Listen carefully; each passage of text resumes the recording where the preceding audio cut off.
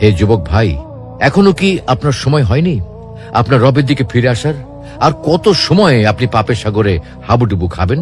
আর কত সময় আপনি আপনার প্রতিপালক সম্পর্কে উদাসীন হয়ে থাকবেন?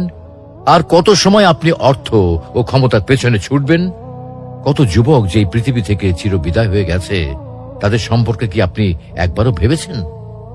হে যুবক ভাই, কোন জিনিস আপনাকে আপনার প্রতিপালক সম্পর্কে উদাসীন করে রেখেছে? কোন জিনিস আপনাকে আপনার প্রতিপালক সম্পর্কে গাফেল করে রেখেছে? আপনি পাহাড় পরিমাণ গুনাহ করেছেন। আপনি গুনাহ করতে করতে গুনাহের সাগরে হাবুডুবু খাচ্ছেন।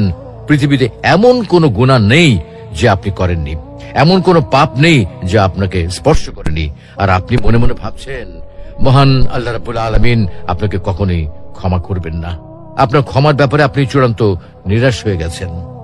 তাই আল্লাহ তাআলা আপনাকে লক্ষ্য করে বলছেন পবিত্র কোরআনে, হে নবী, আপনি